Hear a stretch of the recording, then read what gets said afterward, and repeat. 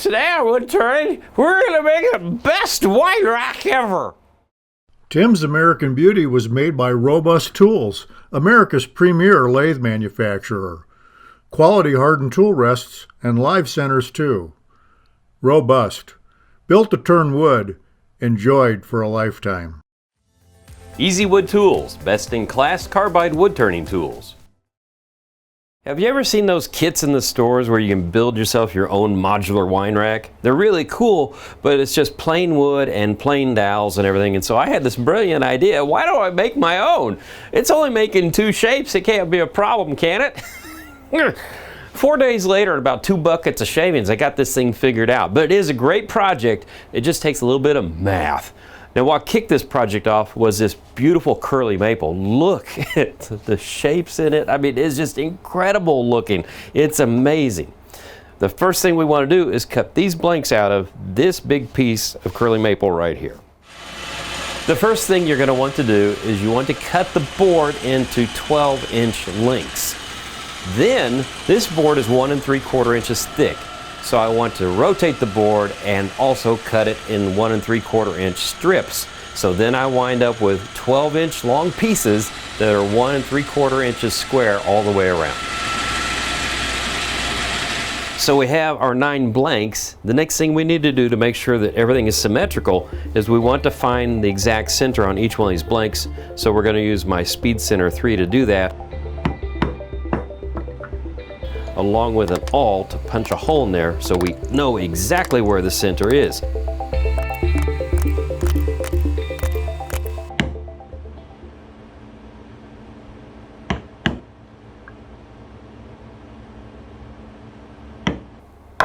So now let's get into the math of the situation.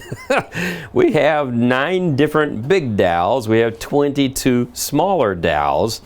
And you need some organization when you do this because each one of these larger dowels takes a different number of holes drilled in them in different spots. I know. But if you actually just look at this as a whole and draw it out at home, you're fine.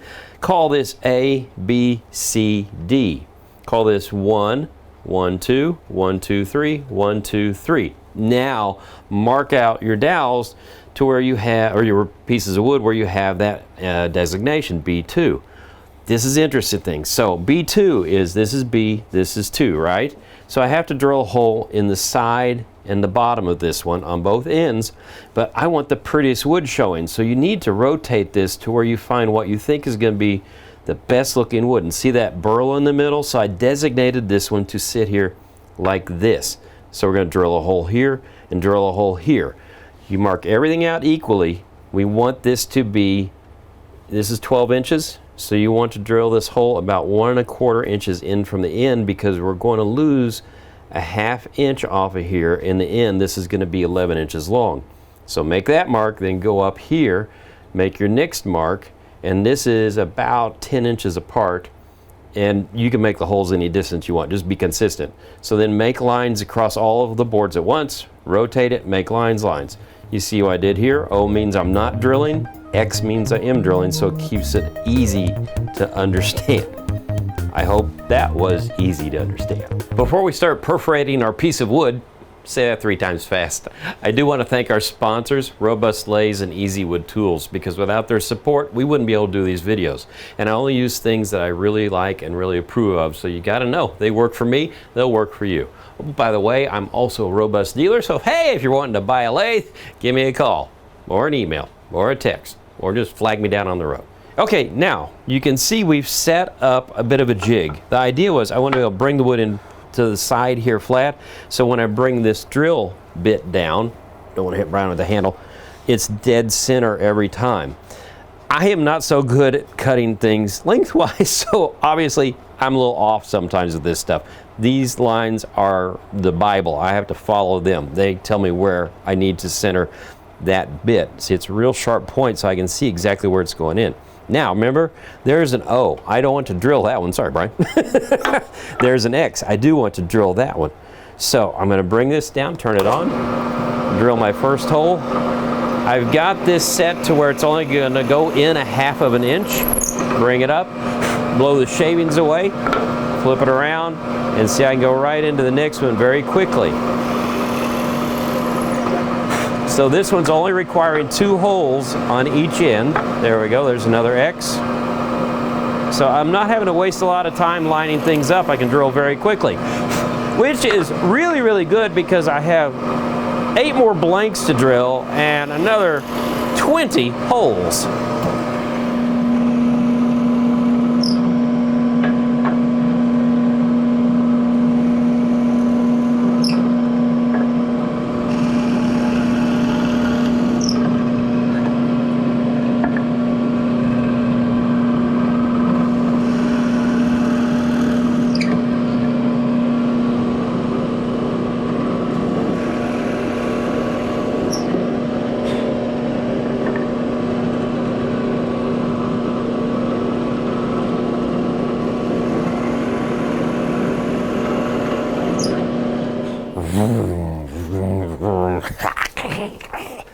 Yeah, hi.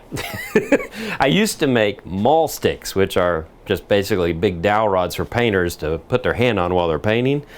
And as a result of that, I wound up with a bunch of cutoffs. Now, I used a dowel making jig at the time. You just put that big thing into a drill and run it through some blades. Well, that's cheating. And you could also go out to the store and buy your own dowels, but that's cheating because it's not fun unless it's hard, right? So we're going to make 22 Purple Heart dowels for this one. I used curly maple on the last one, but I think this, since it's a wine color, is going to go great with that other wood. It's going to be very dramatic and very beautiful looking. So our weapons that we're going to use today, this is a 1/2 inch steb center, which is cool. It's got that little springy thing in there. Why we want that this time is because we're going to be production turning. So I won't have to turn the lathe off whenever I want to remove this to check the fit or to turn it around so I can do the other end. The other thing I've done is Robust makes a really nice live center, and it has this point in it that actually slides in and out.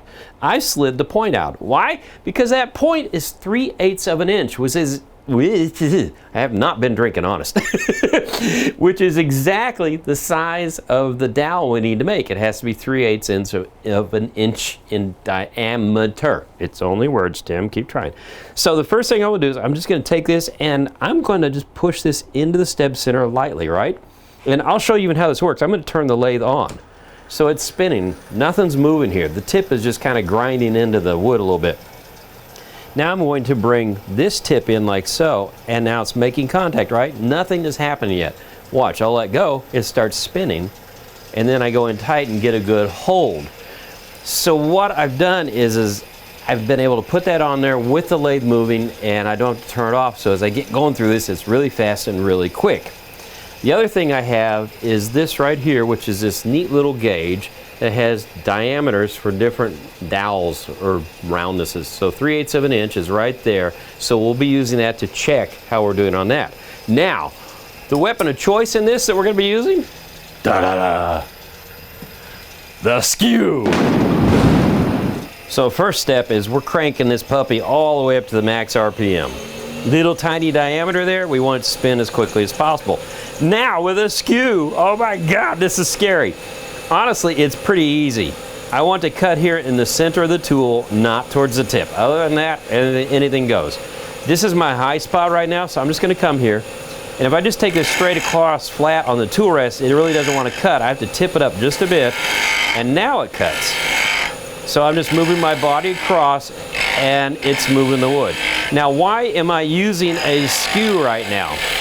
Because I could use a carbide cutter, I could use a edge tool like a spindle gouge, but I want to leave a surface on here that I don't have to sand, and the skew is the only tool that will do it in a quick fashion. You could use a negative rake scraper and achieve the same thing, but it'll take a little bit longer because this is Purple Heart and it's very hard wood. So I am making my cuts here, and as I come back here, I'm looking at the diameter right here of the point sticking out of the live center, and I know I've got a little ways to go yet.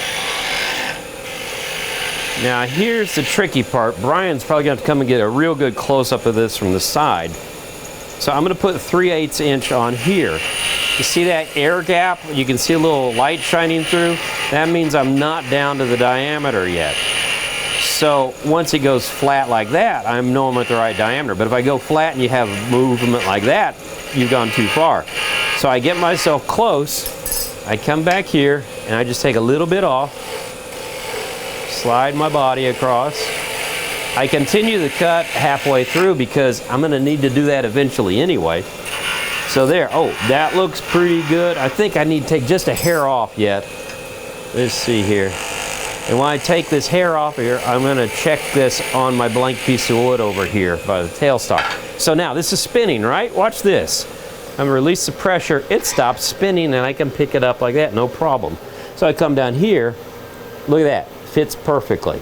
So we're gonna now take this, turn it around. It centers up on that point. I have a little hole there where I center this into there. I let go, look, it's spinning perfectly again.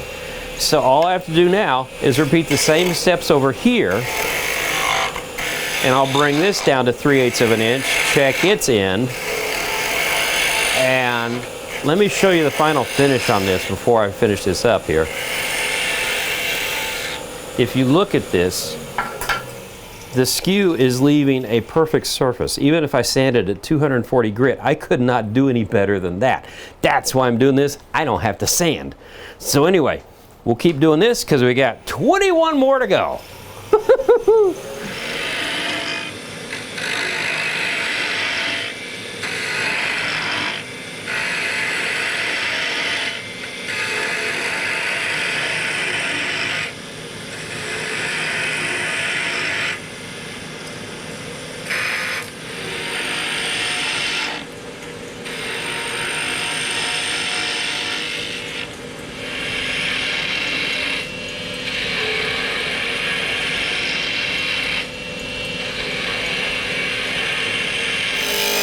Okay, I've mounted my large dowel and I'm just roughing it out right now. I've got it between centers just like the Purple Heart. I'm using a bigger steb center, but it's still production turning. I want to be able to take this off with it moving, put the next piece on, keep going. Couple differences. I'm now using an Easy Wood square tip tool because it is great for roughing out and making a very straight shape. So I could use a roughing gouge or a skew, but I found out with this procedure that I've got going, this is the faster way of doing it, and it's a lot more accurate. Because what I'm gonna do now is, you can see there's a little ring right here, right? I'm just gonna drop this down to that ring, and that takes me to the proper height for the Easy Wood parting tool. It has to be a little bit lower to be on center. So I'm gonna bring up calipers here, and they're 1.5 inches. That's what I want my final diameter to be. Almost there. There we go. So I come in here, make a mark where we got to be. I think my calipers slipped. They did. Yeah, I'm off a little bit. Hang on a second here. Move that back. Okay. Always check your calipers. Make sure they don't slip. It helps a lot when you're doing it. I thought that was getting fatter and fatter. So we'll come here, do this mark again. Okay, that's 1.5 inches. But anyway, by marking all the way across like this, I am giving myself a depth to aim for when I'm using the scraper here in a second. So I'll just show you. I'm not going to do the whole thing because you've seen a lot of this already. You come in with your scraper, raise this up about 1/4 of an inch so you're on center again. And now I'm going to come in here. I just push in with the scraper. And boom, once that line is gone, I'm to the depth that I need to be. If you make a mistake and go a little bit deeper, you can smooth that out in the sanding or whatever. This is not perfection. Your eye will overlook anything that's a little bit off. But anyway, I've done a bunch of these lately, so I'm tired. Anyway, what I like is that I'm able to make a very straight line here. And so when I start sanding, I've got a very flat surface to start with. If I did this with a roughing gouge, it'd be bouncing up and down in those grooves and give me an issue. So I've got it rounded out before I sand, and I won't bother you with that. That's boring. I want to make some equal distance marks here to figure out where the ends are going to be on this 11-inch piece of wood. This is 12 inches. I got to get rid of some. Now, I don't know if you can see it, but right here is the edge of one of my holes. Here's the edge of another one of my holes. So I'm going to take my zero-centered Lucky 13 ruler, and line this up. So here's 4.5 inches, there's 4.5 inches, so we're symmetrical. So if I go to 5.5 inches and 5.5 inches, voila, we did math and we have an 11-inch blank. So all I have to do now is I want to part off this end. I want to leave a little bit of shape to it. So my first couple of cuts are in straight. Now I'm going to start coming at an angle a little bit and making a bit of a curve here. If I take light cuts, I don't tear the wood out. Just let the wood feed. And you see I'm putting a little bit of a curve on there. I want a little bit of shape to the ends of these because I'm going to have to sand them later because we have to get rid of this bump, and we have to do that by going to the bandsaw. So there we go. So now I've got that end shape the way I want it. We'll do the other end, and then we'll go to the bandsaw and nip those off.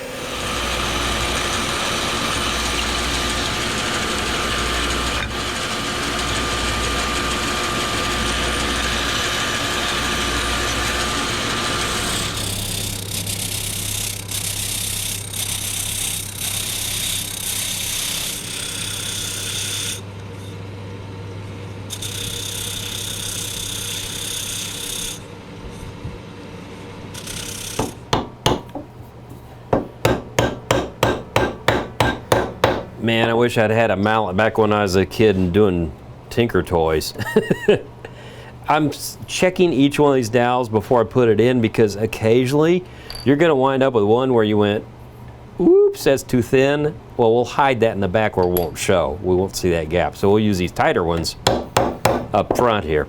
So if you look at this over here, you can see I'm just trying to follow my pattern, and I want to build the bottom first. Then I'm going to put those in, build this as its own, and hammer it into that. You build it by stages. Anyway, but like I said, it's like playing with Tinker Toys as a kid. Oh crap, now this one goes, this is a 3-hole. So you want to look at it and say, okay, is that my best side? Or can I turn it here? Is that my best side? I like this side right here. You can see all that cool wood. So anyway, we'll keep working on this for a minute. Takes me back to my childhood.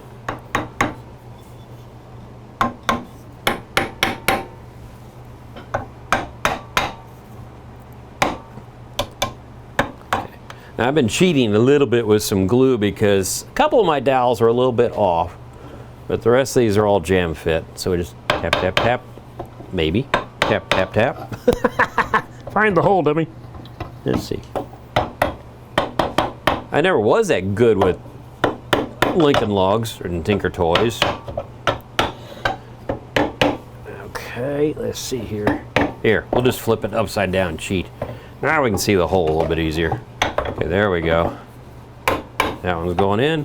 Bring this one here. Awesome. This is looking great, isn't it? But wait. We're not done. We're gonna have some fun. Some good old wood turners porn. Wipe on poly.